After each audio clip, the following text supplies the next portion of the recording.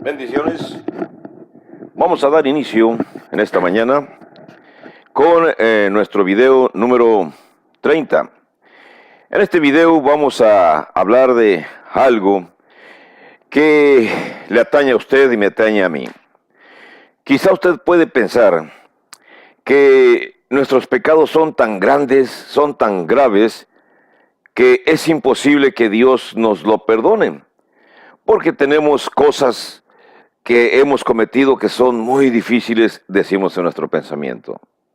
Voy a narrarle a usted en esta presentación una historia, por algunos es muy conocida, por otros no es conocida, pero usted la va a conocer en estos momentos. Este es el mapa de Palestina, se le conoce como el mapa del Reino Unido o de las 12 tribus todavía en existencia, en la época en que Saúl era rey, después David y después Salomón, antes de que el reino se dividiera. David tiene su, vamos a decir, su palacio real, lo tiene en Jerusalén. Pero David, como muchos reyes o reyesuelos de aquella época, tiene casas de descanso, tiene casas del rey, posiblemente tenga alguna casa en alguna de las costas, alguna de las playas.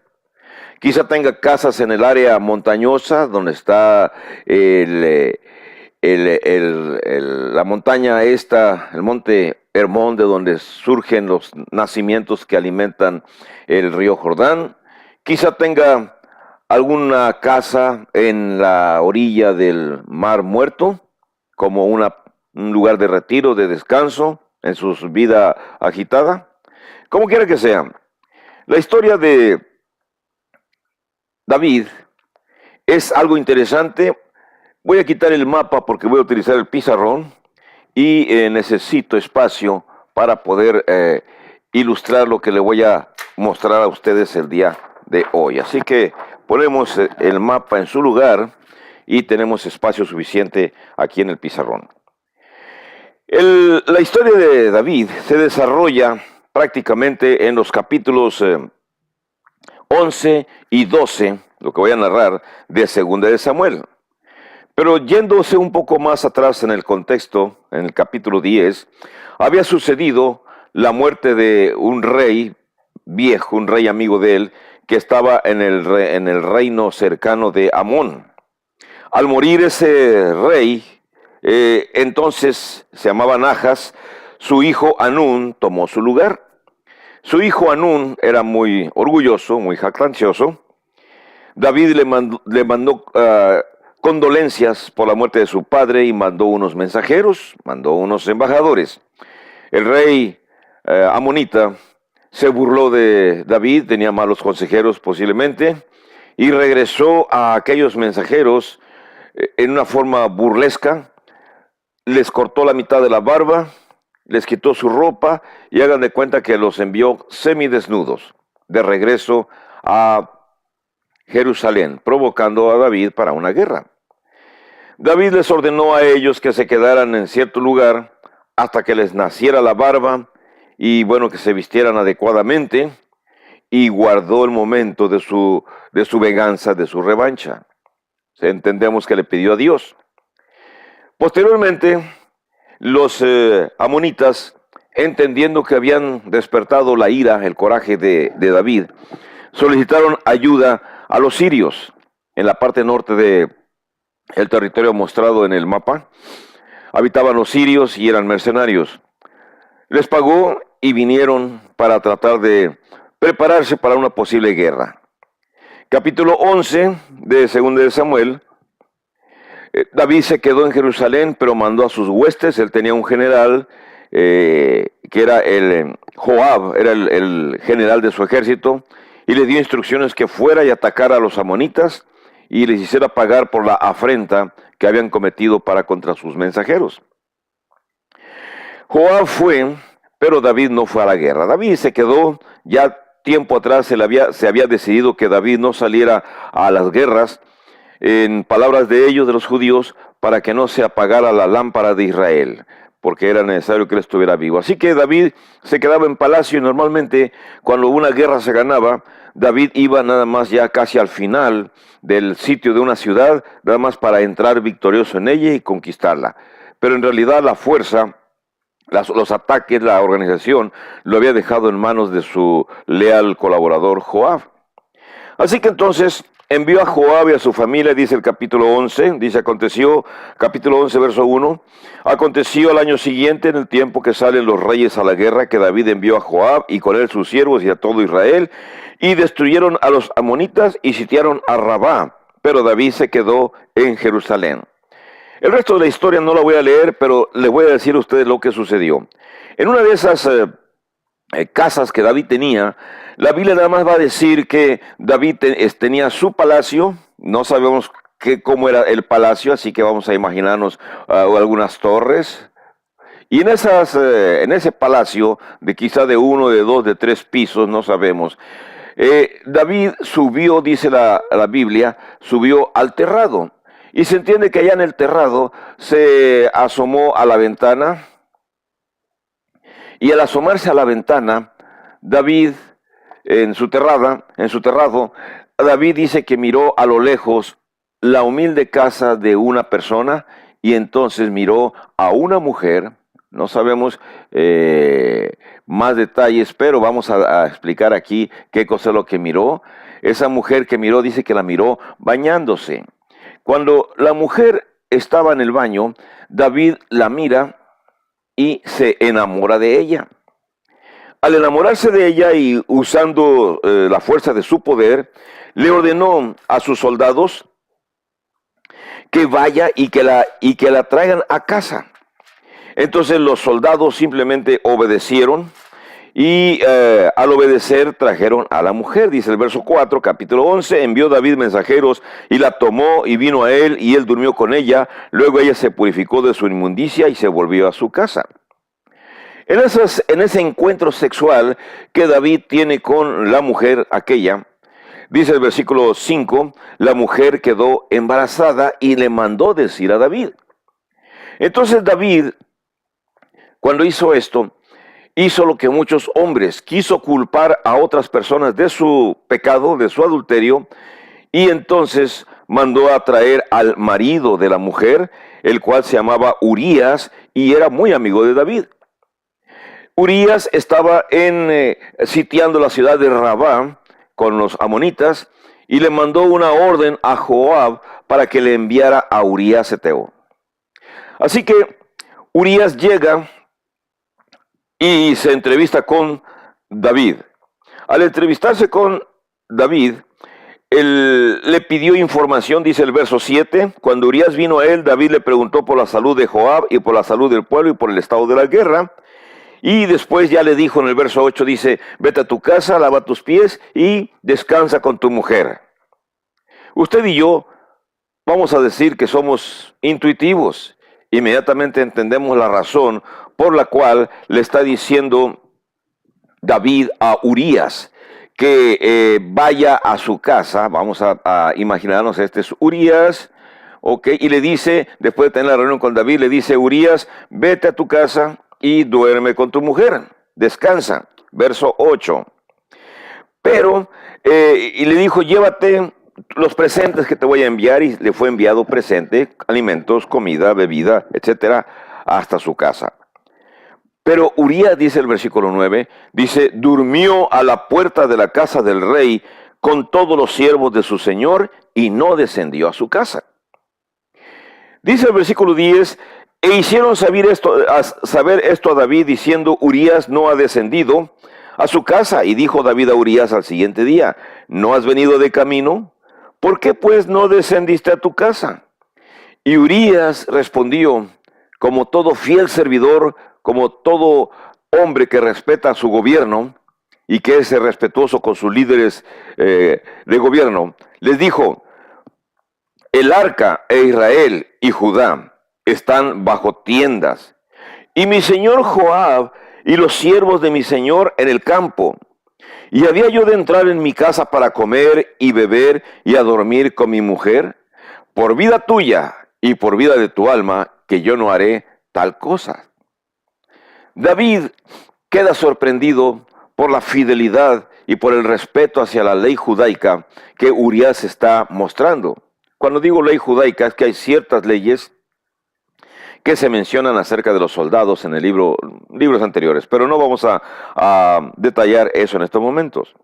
Así que el segundo día, verso 12, David le dijo a Urías, Urías, quédate aún aquí hoy y mañana te despacharé. Y se quedó Urías en Jerusalén aquel día y el siguiente. Cuando se quedó David con Urías con David, lo invitó a comer, lo invitó a beber, y nuevamente, dice el verso 13, dice, lo invitó a comer y a beber con él hasta embriagarlo. Y entonces nuevamente, cuando Urías salió a descansar, David se quedó con la idea, ahora sí Urías va a ir a su casa y va a estar con su mujer. Y usted y yo ya nos imaginamos para qué quería David que Urías estuviera con su mujer. Así que nuevamente salió, pero el versículo 13 dice que él salió a la tarde a dormir en su cama con los siervos de su señor, mas no descendió a su casa. 14.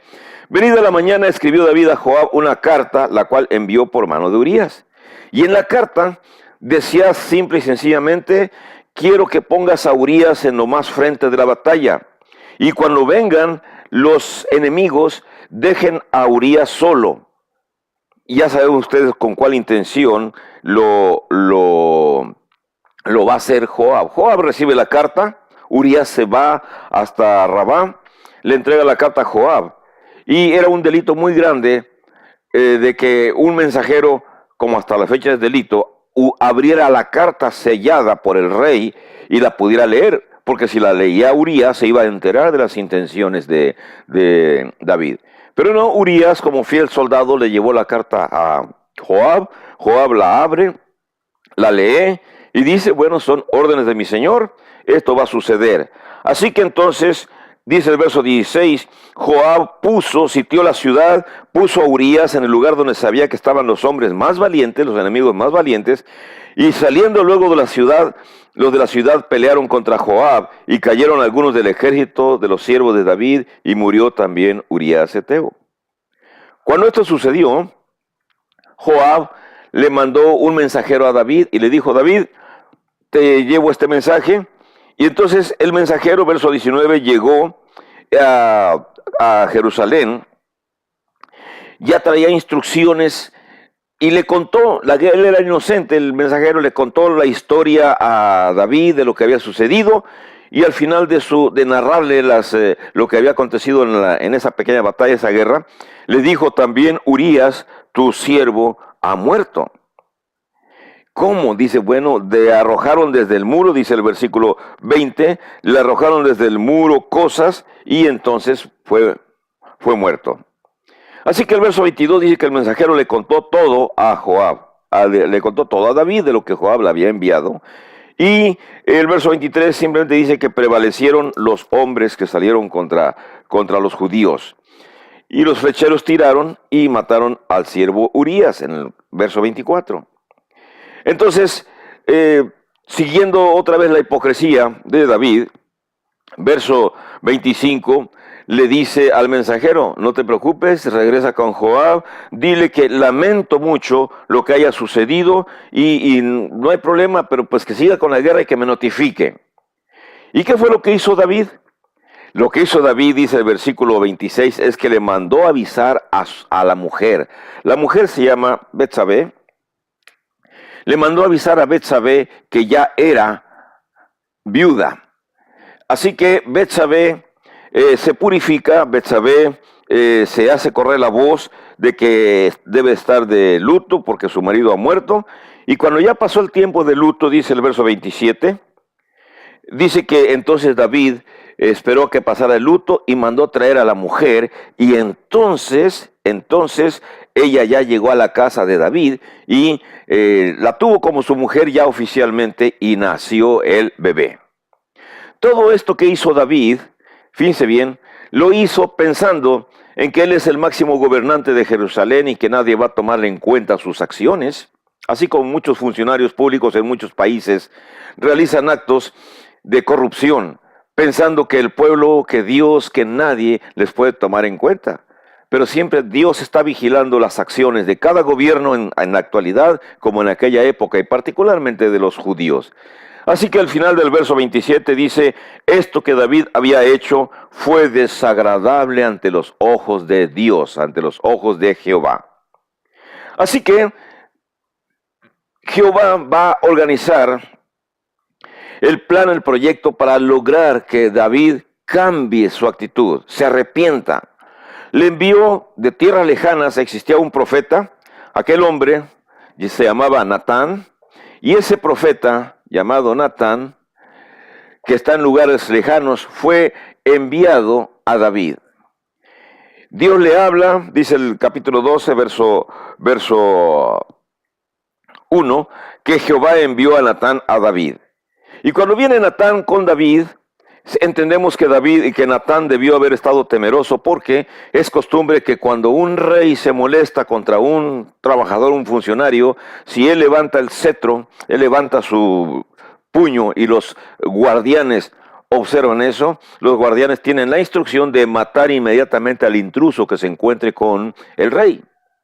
Natán llega y aún sabiendo eso, que corría peligro, siguió las órdenes de Dios, y llega y le cuenta a David una historia, que la voy a sintetizar así. Le llegó a contar, le dijo: David, yo sé que tú eres muy sabio, quiero que me orientes en esta circunstancia. Estando yo allá en el territorio de donde vengo, una vez fui a comer a la casa de un hombre rico. Y cuando fui a comer a la casa de aquel hombre rico, yo observé que aquel hombre rico, en lugar de matar un cabrito de su ganado, se brincó a la casa de un hombre pobre y le robó la única corderita, le robó un animalito, el único animalito que tenía, a su vecino. Y cuando después de que se lo robó, dice el capítulo 12, verso 4, dice, vino y le ordenó a sus trabajadores que la preparara y que me diera de comer. Y por lo tanto, bueno, pues yo comí, pero sabiendo que estaba comiendo algo que no era correcto, pero quiero tu orientación. ¿Qué se debe de hacer en estas circunstancias? David, estimados videovidentes, es un hombre que conoce las Escrituras, conoce el Antiguo Testamento y sabe cuál es el castigo cuando se abusa de esa manera. Así que David se enojó en tal manera, verso 5, capítulo 12, verso 5, y le dijo: vive Dios, vive Jehová, que la persona que tal hizo es digno de muerte. Entonces Natán, y obviamente el versículo 6, 7 le menciona la situación. David conoce las Escrituras y es un sabio, es un gran hombre que conoce las cosas de Dios. Y le dice a Natán lo que Natán tiene que hacer. Natán solamente está probando la situación para que el propio David dicte su sentencia. Así que entonces en el verso 7 le dice: tú eres aquel hombre, David. Yo te ungí, dice, así ha dicho Jehová Dios de Israel, yo te ungí por rey sobre Israel y te libré de la mano de Saúl, te di todo y te hubiera añadido más, pero ¿por qué tuviste, verso 9, por qué no hiciste caso de mi palabra? ¿Por qué hiciste lo malo delante de mis ojos? Urías Eteo, que era tu amigo y que solamente tenía una esposa, se la quitaste, y no tan solo cometiste adulterio, sino que cometiste asesinato, porque ordenaste que Joab pusiera a Urías en el frente de la batalla y que lo mataran. Y aparte de eso, esto que tú has hecho, dice, por cuanto me menospreciaste a mí, le dijo Jehová, por boca de Natán, por cuanto me menospreciaste a mí y tomaste la mujer de Urías Eteo para que fuese tu mujer, jamás se va a apartar de tu casa la espada, la guerra, los problemas. Así ha dicho Jehová, verso 11, voy a hacer mal en tu casa. Voy a levantar un enemigo tuyo, que va a ser su propio hijo, y ese hijo va a abusar de las concubinas y de las mujeres que tú tengas, va a abusar de ellas en el futuro a vista de todo el pueblo. Esa fue la amenaza. Por supuesto, el resto de la historia ustedes la pueden leer en 2 de Samuel, capítulo 12, y aún más toda la historia de David. Pero déjenme ahora analizar el punto que tengo con ustedes para ver el pecado de David y su arrepentimiento. Aparentemente, David está desconsolado y se siente ahora desamparado porque Dios lo ha abandonado, porque sabe que su pecado es duro. Así que entonces David se contrista, se entristece de todo corazón y decide cambiar. Como un dato para ustedes, déjeme decirle que los judíos tenían por costumbre, por orden de Dios, ofrecer sacrificios a Dios, y sacrificios de sangre. Los más ricos ofrecían animales, los más clase media, ofrecían vacas, toros. Los de clase media ofrecían quizá borregos, ofrecían chivos de buena calidad, pero los más pobres tenían que ofrecer una paloma, un pichón. Y si no tenían aún para un pichón la gente que fuera demasiado humilde, entonces el gobierno tenía la obligación de regalarles el pichón para que el sacerdote lo sacrificara. Bueno, David pudo haber hecho todo eso, y aquí viene algo que es importante para ustedes. Lo vamos a mirar en el libro de Isaías, capítulo 59, verso 1 al 4. En Salmo 51 del 1 al 4. Ese salmo lo escribe, se le atribuye a David, y también el verso 17. Se le atribuye a David, y notemos las frases que aquí dice David en este salmo. Se lo voy a leer a ustedes para que tengamos una idea de qué es lo que está diciendo David, porque son las frases que escribe un hombre que está totalmente arrepentido. Le dice en el Salmo 51, versos del 1 al 4. Ten piedad de mí, oh Dios, conforme a tu misericordia. Conforme a la multitud de tus piedades, borra mis rebeliones. Lávame más y más de mi maldad y límpiame de mi pecado. Porque yo reconozco mis rebeliones, y mi pecado está siempre delante de mí. Contra ti solo he pecado y he hecho lo malo delante de tus ojos, para que seas reconocido justo en tu palabra y tenido por puro en tu juicio. Entonces encontramos aquí, en esta declaración de David, número 1, encontramos que lo primero que hizo David, vamos a poner aquí número 1, fue pedir perdón a Dios. No pidió perdón a la familia de Urías, no sabemos, pero lo primero que dijo fue pedir perdón a Dios. Y le dijo, ten piedad de mí, porque sabía el castigo que le venía. Le dijo, me arrepiento. Verso 2. Después de que el verso 2 solicitó perdón y solicitó ser limpiado de sus pecados. En el punto 2, verso 3 dice, él reconoce lo que toda persona deberíamos de hacer, reconocer nuestros pecados, aceptarlos. O sea, si los tenemos, ¿por qué los vamos a negar? Aceptarlos delante de Dios. Dios es justo para entender estas circunstancias.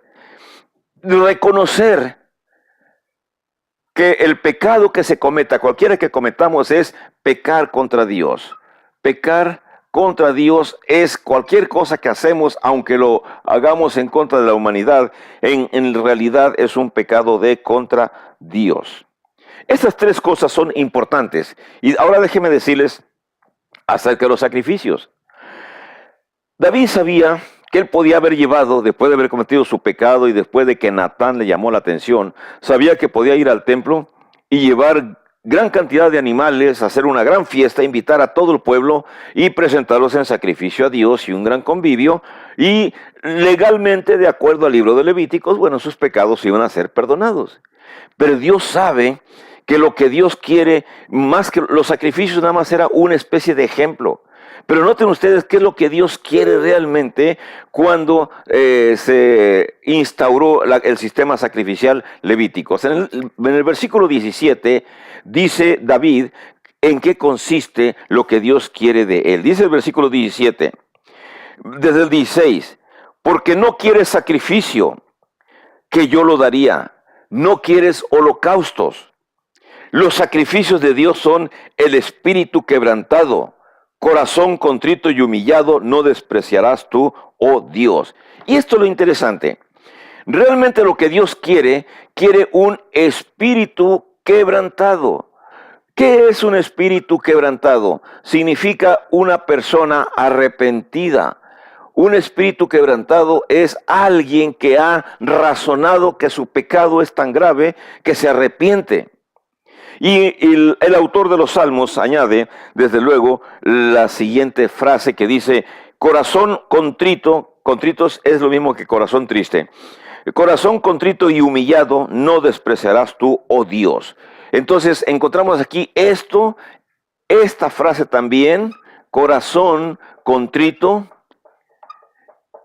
y encontramos la palabra corazón humillado, refiriéndose a la persona, no exactamente el corazón, porque el corazón no se humilla, el corazón es músculo que bombea sangre a todo nuestro organismo. Lo que está diciendo es que la persona entera, Dios se agrada de la persona que reconoce sus pecados. Dios se agrada de la persona que pide perdón a Dios por sus pecados. Ningún ser humano puede perdonarle sus pecados, solamente Dios. Reconoce que tenemos pecados. Todo el mundo cuando pecamos y lo reconocemos, a Dios le agrada. Y reconocer que cuando pecamos en realidad estamos pecando contra Dios. La cuestión de lo que a Dios realmente le agrada no son los sacrificios que la persona podía hacer. David podía hacer miles de sacrificios, muchos animales. Usted y yo quizá también podemos pensar que hacer obras humanas, obras materiales para beneficio de las personas a las cuales hemos ofendido es suficiente. Mencionaba en un video anterior que quizá el narcotraficante que obliga o que invita a agricultores en las sierras a sembrar, les construye escuelas, es verdad, les construye hospitales, es verdad, les pavimenta calles, les construye casas a los trabajadores, a los agricultores, es verdad, los trata mucho mejor que incluso los gobiernos anteriores, porque sabemos que hay mucha gente campesina que fue abandonado por los últimos 36 años en México y que ahora el actual gobierno los está rescatando, le está dando una nueva esperanza. Por supuesto, todo es en bienes materiales, pero esta esperanza, que es la esperanza espiritual, debería existir también en el corazón de todo mexicano que realmente ame la cuarta transformación. Podemos llamarle la cuarta transformación religiosa.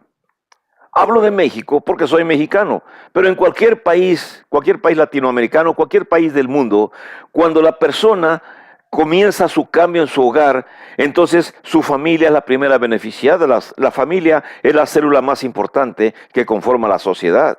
Y si una familia modifica su actitud debido al cambio de una sola persona, toda la familia cambia. Y después de la familia, toda la colonia o todo el pueblo cambia, tendríamos ciudadanos más honestos, ciudadanos que modifican en este cambio, en esta cuarta transformación espiritual. Permítame usar esa frase acuñada por los comentaristas que hablan acerca de política.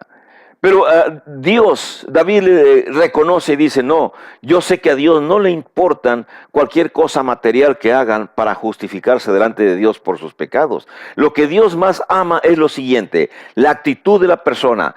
Un espíritu quebrantado, que la persona esté sinceramente arrepentida por los actos cometidos. Un corazón entristecido, un corazón humillado, que reconozca que únicamente Dios es el ser todopoderoso que puede perdonar a los pecados de la humanidad.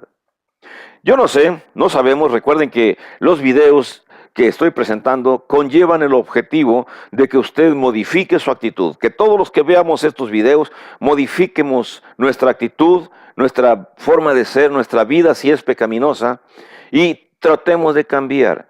¿Qué dicen ustedes que no existe la iglesia perfecta? Sí, Señor, sí existe. Nuestro Señor Jesucristo vino y fundó su iglesia.